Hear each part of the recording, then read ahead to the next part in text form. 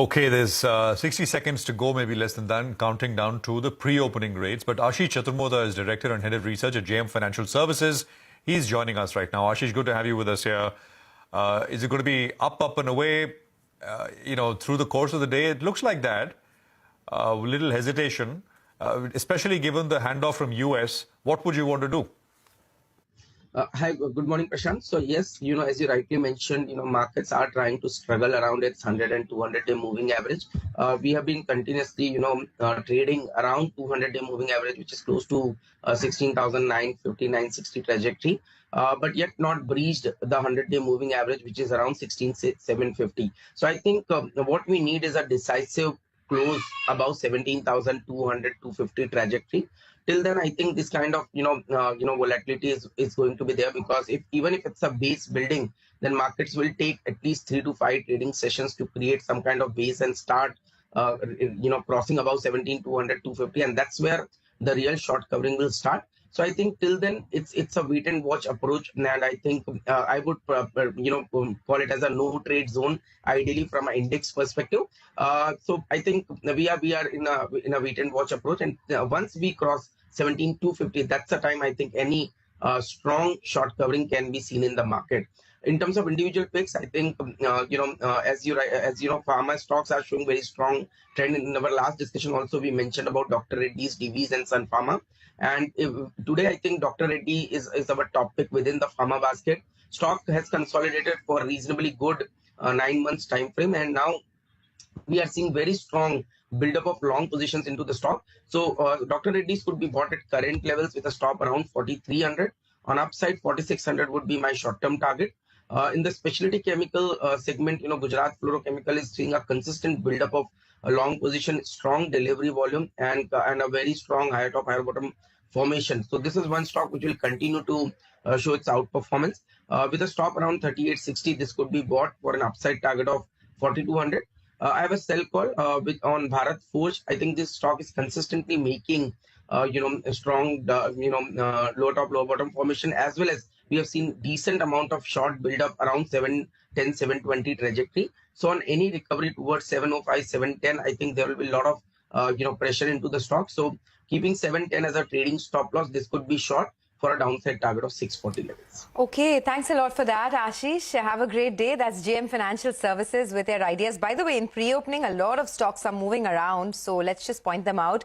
Avenue Supermarts has reported its highest ever quarterly revenues, and that stock is up almost 1%. I think I saw it in pre-opening. Okay, now 3.5%. Look at that. M&M Finance has seen an improvement in asset quality. You have Angel One, which is looking very good. Its client base in September has gone up almost 78% year on year. So that stock is up almost about 2.5% right now. NCC has received some new orders worth almost 400 crores. And Marico is the only one that's sulking a tad bit. But Dipan Mehta is still with us. Dipan, these brokerage companies, right, ICICI Securities, Angel One, have been reporting pretty good numbers. Your thoughts on how to approach them from a long-term investor standpoint?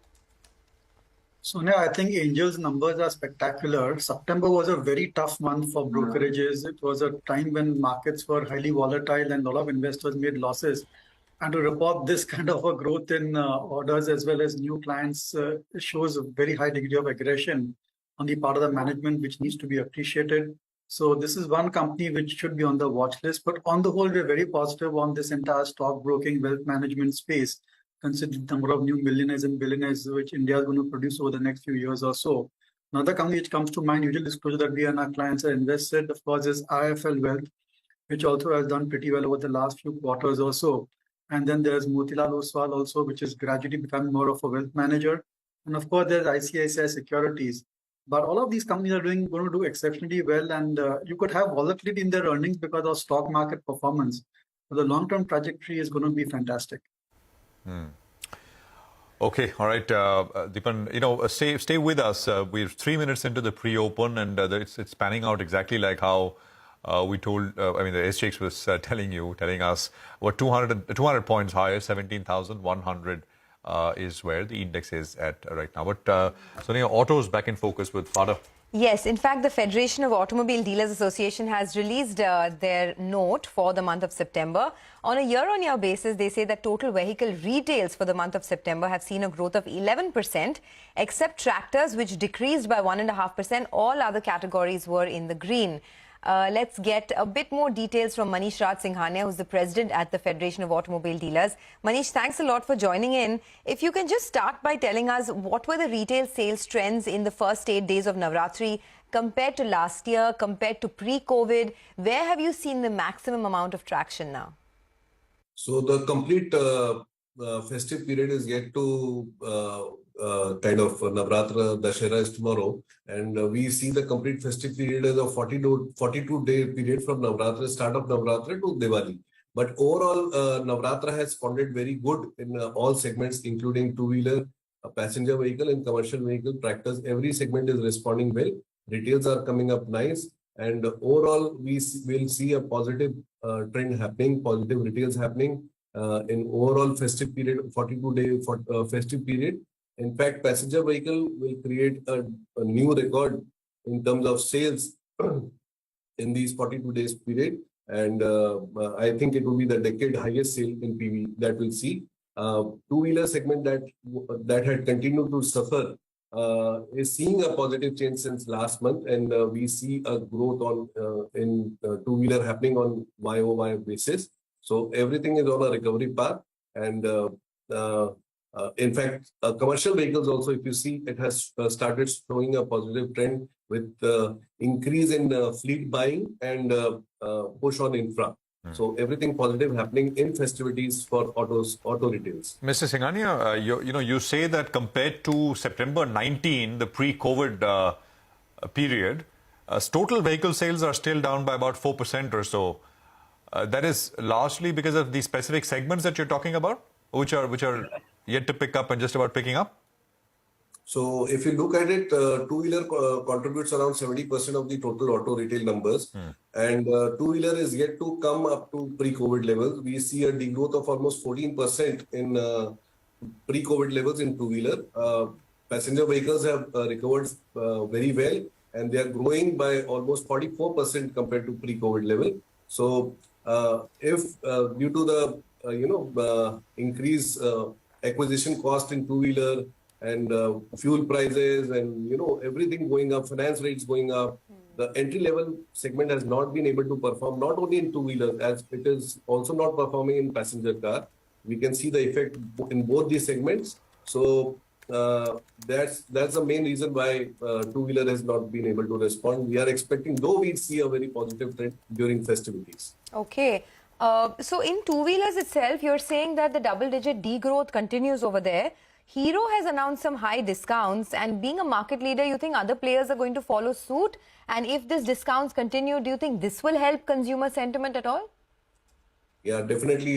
India is a discount-driven market, and schemes definitely attract customers. Due to Hero has been predominantly a leader in rural market and semi-urban market. You can specifically understand from the figures of Hero that rural market is not performing well. That's why we see a Honda overtaking Hero in this month in terms of billing. But with heavy schemes and but overall the economy is under stress. Rural economy is under stress. We can say our India has recovered, but the Bharat is yet to recover. If we see good fund flow happening in rural India, then only this segment will recover. All things are negative for now. Interest rate, fuel cost, cost of acquisition, operating cost, everything is negative on the for this entry level segment. So let's see if schemes will definitely make a push for the numbers in two-wheelers. And in passenger cars, we were having this discussion about CNG demand, right? It was going great, but now CNG prices are on the rise. Has the price rise hit demand in any way for CNG passenger cars? As I already said, we are a very price-sensitive market. All these small things definitely affect the customer sentiments. So yes, CNG demand has definitely affected the demand purchase of the vehicle. Decisions get postponed, and it is the wrong time to increase rates as such. And if anything would have happened after Deepavali or the festive time, then we could have seen record sales happening in two-wheelers also. Are the waiting periods coming off now for popular models in the passenger vehicle space because of the supply situation normalizing?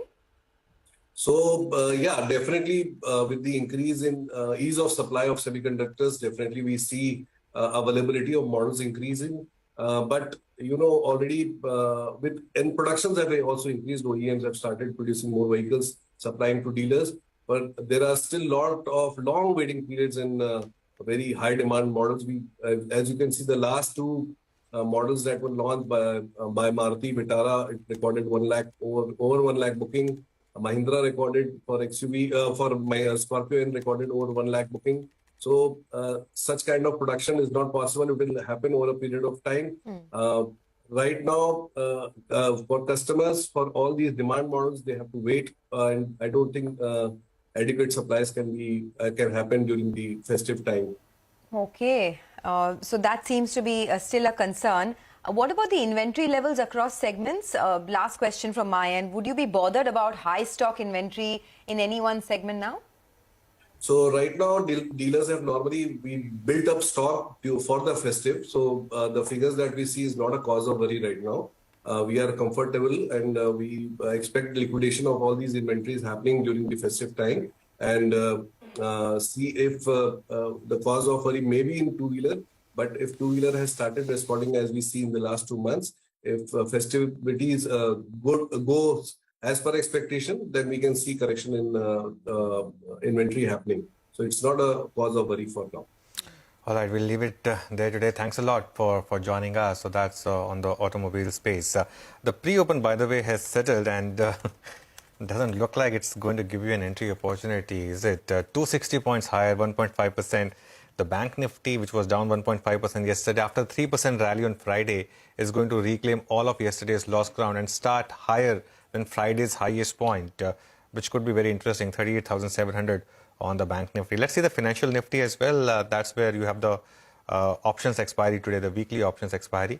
That's starting at 17,564. 17,500 to 800 is where you have the options data. So maybe 17,600 thereabout you face first resistance. Sudarshan, if we open here, is there any trade? And what's the 9-10 call?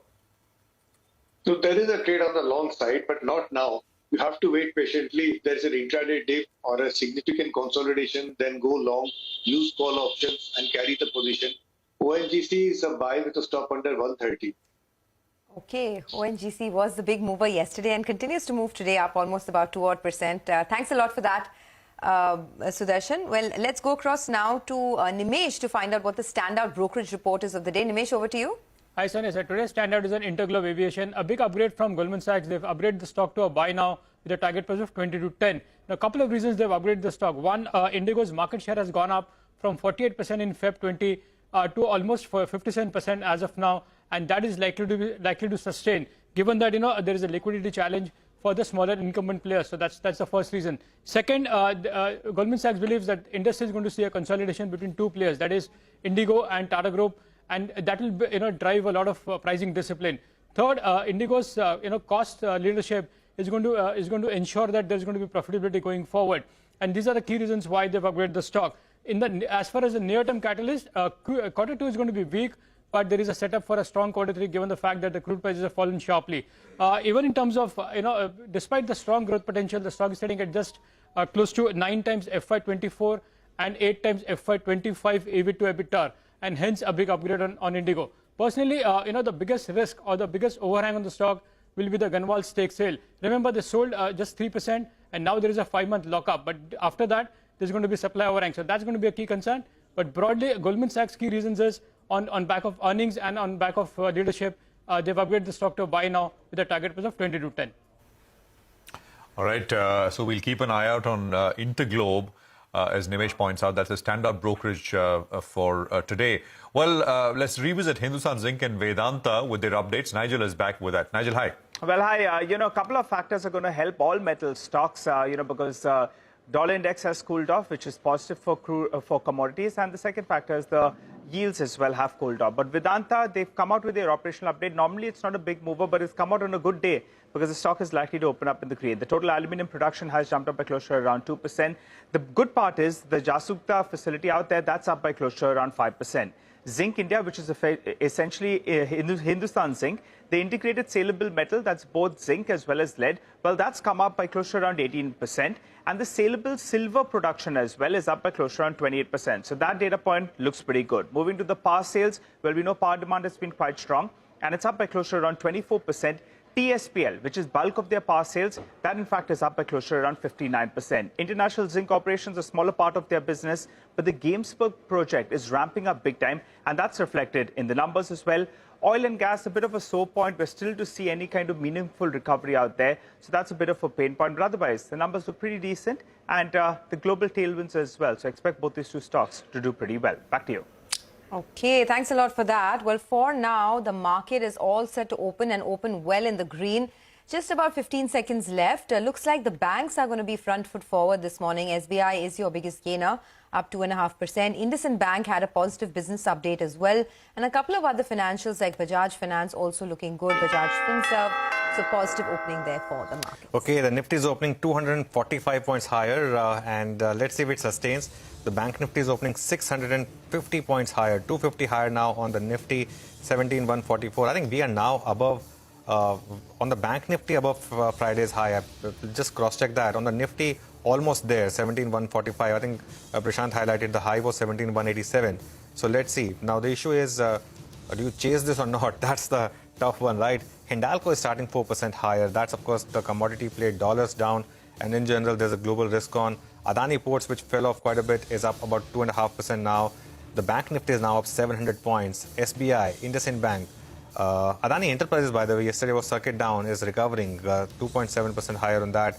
Bajaj Finance, ICICI Bank, Axis Bank, all these stocks, SBI and SBI Life. Now Tata Steel is joining in the metals party along with Hindalco. That's doing well. Larsen and Toubro doing well. TCS, Infosys, Tech Mahindra. So IT is also participating.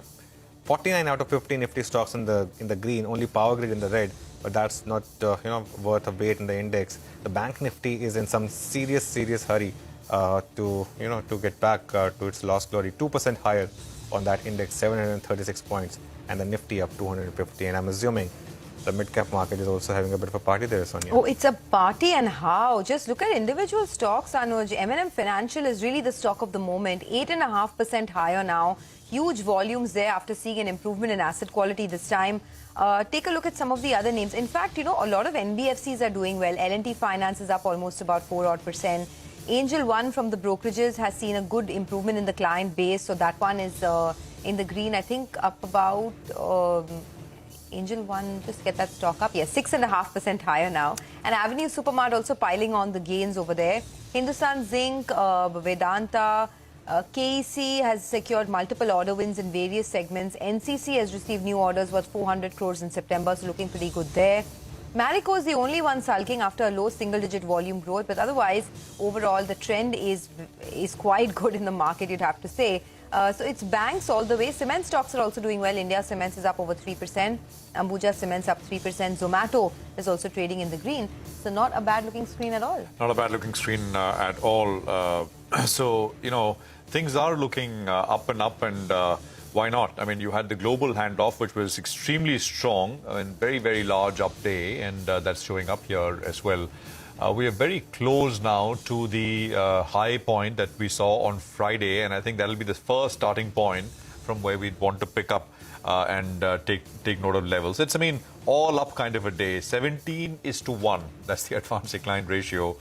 So, the market was doing just fine. It was holding on pretty fine, even without Wall Street support. Although on certain days it would give up gains, but the impulse to kind of buy the dip has always been there. And with the US now giving an up day, and maybe, as I highlighted, this is the start of a bit of a more meaningful bounce. The global worries disappearing for a few days, at least in the form of price action, is not entirely bad. What else do we have? Mahindra and Mahindra Finance will come up on your screen. It's seeing a pretty big move today, backed by volumes. There is the Adani Group stocks, Adani Green and Adani Transmission, which are coming up with the 4-5% kind of gain. That's the pack which lost between 5 and 10 to 12% yesterday. Angel One, we were talking about that 5.5%. That's, of course, the fastest growing broking name, Angel One. Actually, the growth far outpaces everything else, and it's probably one of the cheaper ones as well in that space. IDFC First is up about 5%. Federal Bank is up 3%. JSPL is up about 3.25%. Ease My Trip is up 3%, and so on and so forth. I could name more, but this is the bulk of the volume-led gainers list that we have on our screen. Which are the unfortunates which are lower on a day like today? Not very much. At all. Lupin is down 0.75%, and Cochin Shipyard is down about 1%. That's it. At least stuff which is down on volumes, and that's all that you should look at.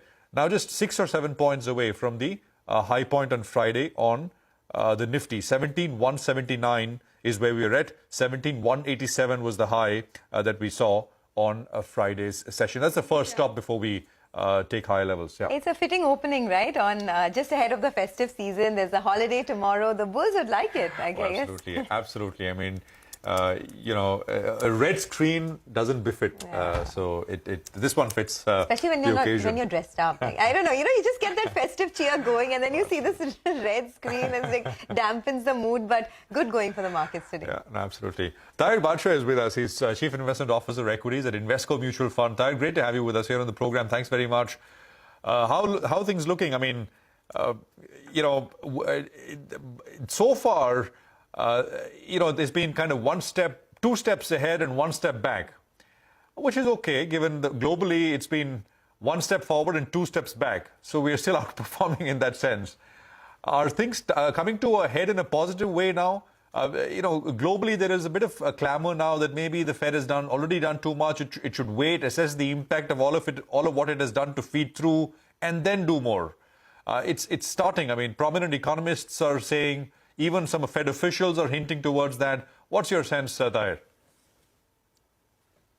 So yeah, there's been a fair bit of interest rate highs that we've seen in the system, but concomitantly we've not really seen as much of inflation decline come along with it, especially as far as the developed markets are concerned. So to my mind, I think while there is a growing clamor from different parts to kind of slow down in terms of rate hikes, etc., and give the economy a little bit of chance. But I don't really know whether this will satisfy the central bankers adequately to actually pull back at this stage, and especially if right now they're battling a consumer who is very strong and resilient, and if they were to probably relent at this stage, there's a reasonable chance that inflationary tendencies might once again creep back, and I'm not too sure whether they want to kind of risk that at this stage of the tightening cycle. So I would like to think that this is maybe something which is still in continuing mode, even though the market might probably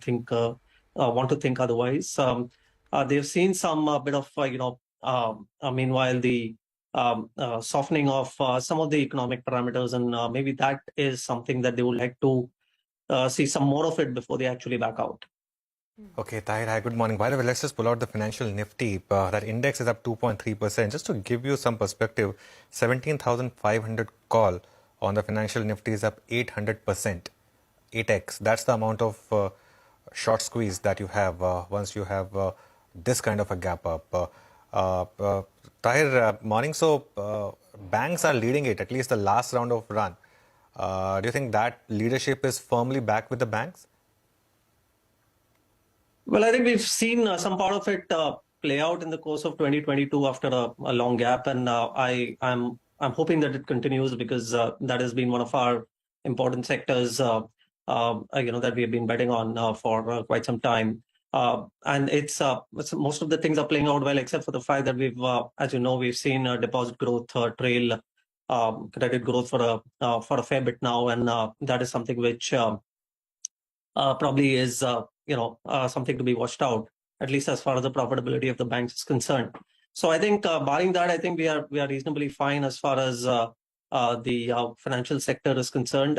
Even though I kind of worry at the margin that our rate cycle might probably incrementally is looking like being a little higher than what we started off believing 6 months or maybe at the start of the year. So that risk apart, I think more or less the banking sector looks fine to me. Okay, look at the market. It's now up and away, 300 points higher, triple century on the Nifty this morning. The Sensex is up over 1,000 points. A rebound was expected, but the ferocity of the rebound, I'm sure, has taken everyone by surprise, especially on the upside. The Bank Nifty now inching towards almost a 1,000-point up move. Tahir, hi, good morning. I wanted your thoughts on the auto space. You know, Kotak put out a very interesting report where they spoke about the scope of improvement for India, right? Because auto penetration is still so low. Only 24 people out of 1,000 people have a car in India compared to, say, 600 in Italy and about 300 in America. Of course, it's not an apples-to-apples comparison, but do you think that there's still more to go in this auto sector upside? The stocks have already gained about 30-40%. But what are your thoughts now? So pretty much, I mean, we like it from a structural perspective. We know that there is under penetration, especially in some of the segments of the auto market. It's also a sector which is reasonably well placed from a cyclical standpoint, but very tactically, I think it has done a little bit of stuff that it was that was expected out of it at the start of the calendar year, or maybe towards the end of last year. And to that extent, this is a market, Sonia, as you know, we've had some very ruthless sector rotation and churn in very short periods of time. And, it may not be a surprise if we are probably poised for another kind of sector rotation. And in that regard, we've seen some of the performance come out of the sector, and maybe we have also seen some good numbers come up pre-festive season demand. We might have to probably worry about what happens next, and especially if, like as I mentioned, if India's overall, interest rate cycle probably looks a little more elevated than what it was before. So, Tahir, with that view, what are you doing at the margin? Incrementally, what are you looking to do? So incrementally, we've had this bent towards domestic stories for a reasonably good length of time now, since the start of this year or maybe last year, and that's playing out pretty well. And it still has a fair bit of legs because we will see decent amount of earnings growth come about. But they've also been equally rewarded during the course of the year, and just out of sheer sector rotation and the fact that at the margin, it looks like India's terminal rate may not probably be as much as, I mean, it could be higher than what we probably initially thought, like as mentioned earlier. And if that were to happen, then some bit of, I mean, in the season of rotation, I would not be surprised if we see some rotation out of some of the domestic sectors into some of the other defensives, or maybe even global sectors for that matter. Right now the developed markets are trying to engineer a slowdown in their economies in order to bring inflation under control. And if that were to come to pass, I'm not sure if entirely we are kind of insulated. We did have a fair bit of impulses come out of the global stimulus, and commodities doing well, commodity companies doing well, some of the engineering parts, etc., doing very well in the rebound. If that were to kind of ease off, then it may have at the margin some repercussions for our domestic growth cycle, and that perhaps at the margin is what I worry about, and maybe that could cause that next round of sector rotation. What about IT space, Tahir? Are you selectively adding now, or do you think this whole macro reset perhaps has more legs to go in terms of the valuations? So I think it's turning into steadily turning into a value opportunity. We don't really have a reason to significantly rush in as far as the IT sector is concerned. But I view it more like a counter-intuitive play. I mean, at the end of last year, when most companies were indicating at reasonably good trends and continuing strength in commentaries, I think that was a time when probably things were looking really tougher for the sector as such, and now we are seeing some giveaways in terms of softening in the sector, and maybe probably counterintuitively this might probably be the time to actually look at this sector more constructively, at least from a medium-term perspective, if not the next 2 quarters. So I would be, net a little more constructively inclined. But like as I said, I mean, there's no urgent need to rush into this sector as well. Immediately, triggers are not clearly visible. But yes, I mean, clearly pockets of value are emerging in this sector. We just want to point out, Sonia, before you ask the next question, the Nifty is now above 17,200. And the last bit of rally is because of the IT stock. So they are also joining in. The Bank Nifty, of course, is approaching 1,000-point rally now, almost 39,000.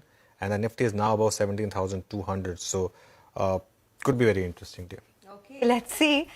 Just when you start the party, right?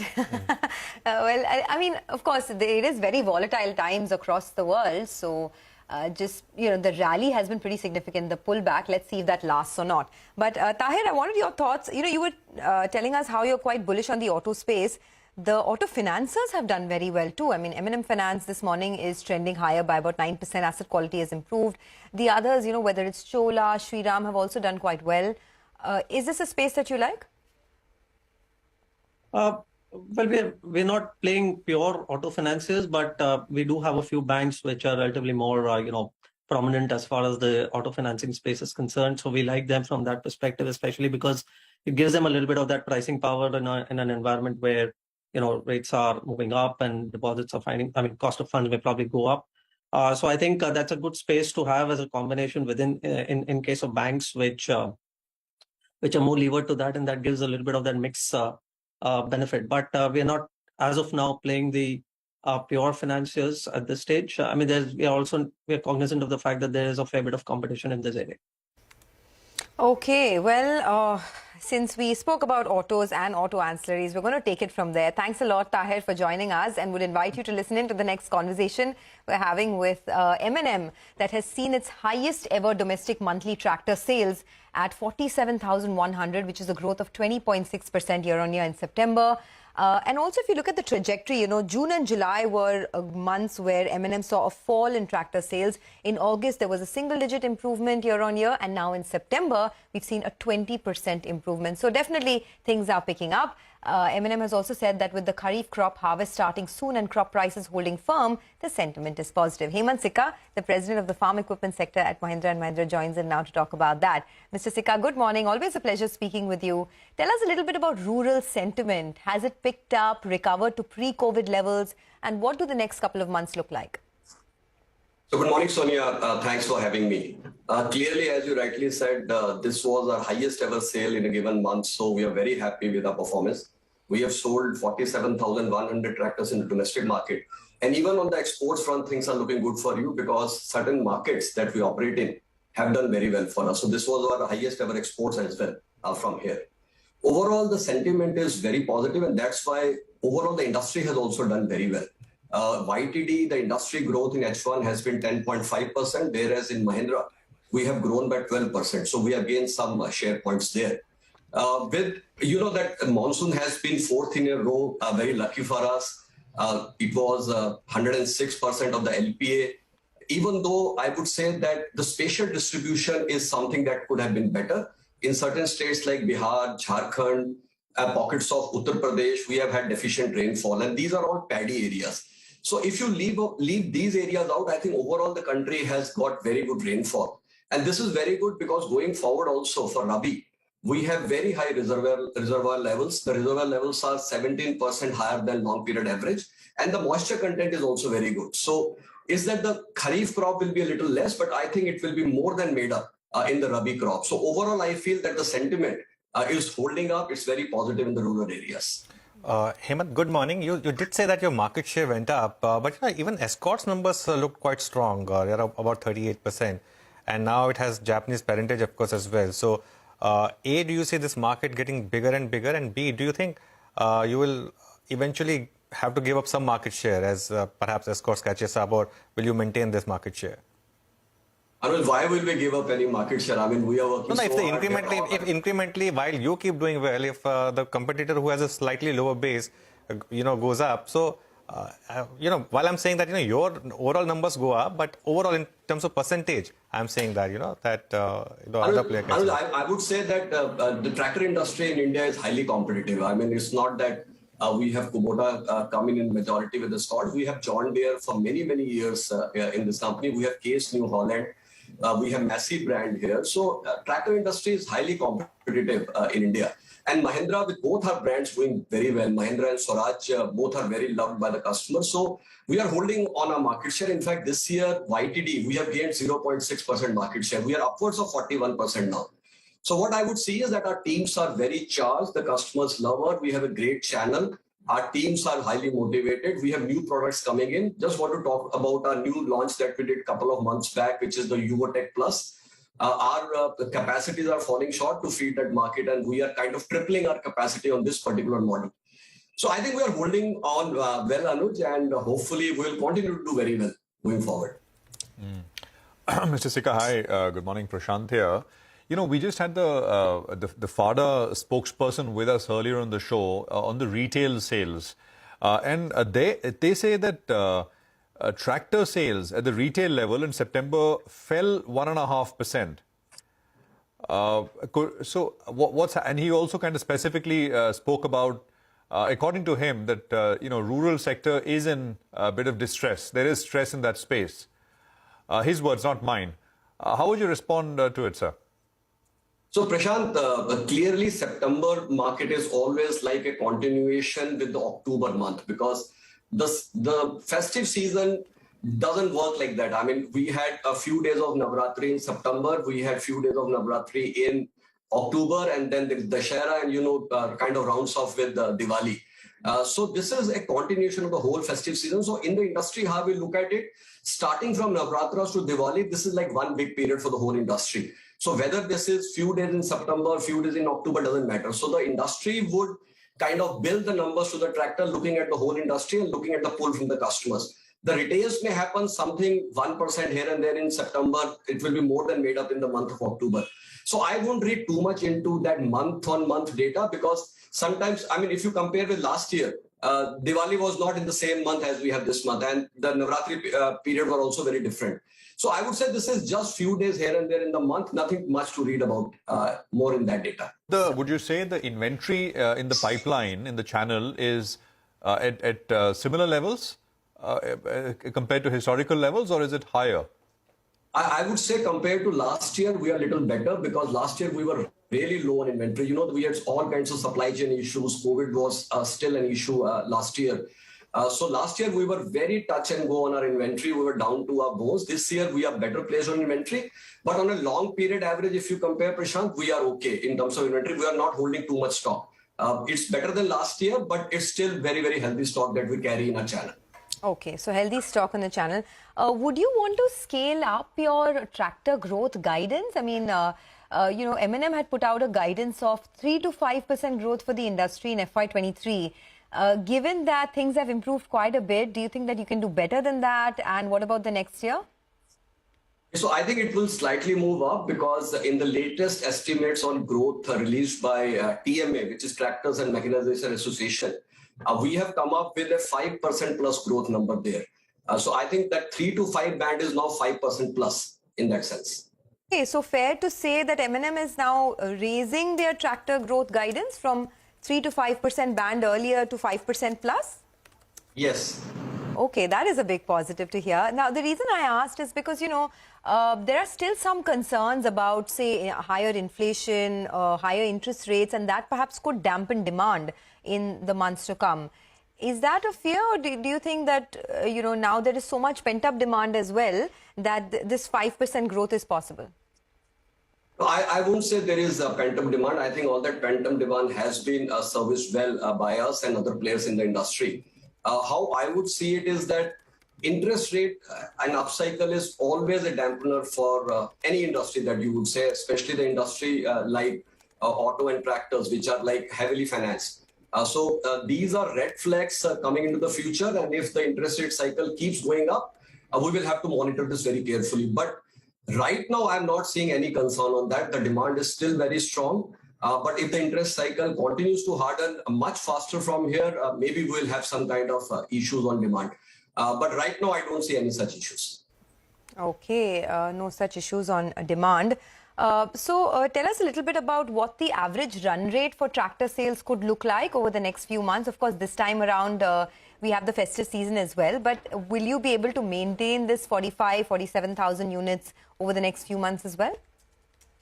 So Sonia, again, unlike the auto industry where you can pull on month, the tractor industry has to go with season. It has to go with festivities and also the cropping pattern. I mean, there are months when the tractor industry does very low retails because nothing is happening on the farmland. And there are months where there's so much activity on the farmland in terms of land preparation and the haulage segment starts kicking in.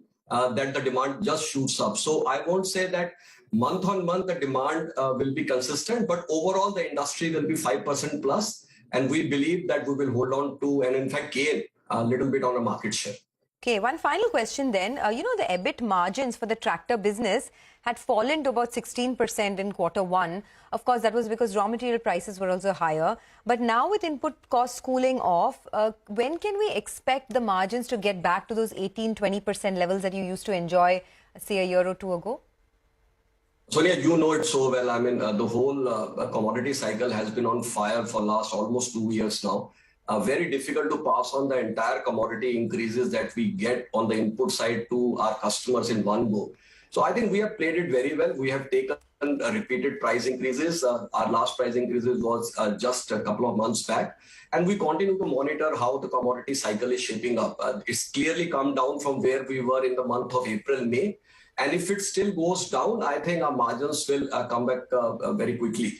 But on the price increase also, I think there are some more price increases that the industry will have to take in the remainder of this year. So a combination of price increases and commodity softening will bring our margins up. We continue to be the most profitable tractor company, and we intend to keep doing that on a regular basis. Okay, just one final question. This 5% guidance, now you're expecting it to go, the industry to grow at 5% plus, right, for FY23? So what about M&M? What would the growth look like? So I think, Sonia, we would be in the same range because we will maintain a market share upwards of 40%. And in fact, as I said, we will gain some market share over last year. So I would say that our guidance would be in the similar pattern. All right. Very optimistic statements there, Mr. Sikka. Thanks a lot for joining in. And the stock is also reacting well. So that's M&M raising their guidance on the tractor segment. Earlier, it was 3 to 5%, but now they're saying that the industry will do 5% plus, and they will maintain their market share of 40% plus in the tractor space. In fact, we will be speaking to one more manufacturer from the farm equipment space, Bharat Madan of Escorts Kubota. We'll pose the same question to them on whether they raise their own guidance as well.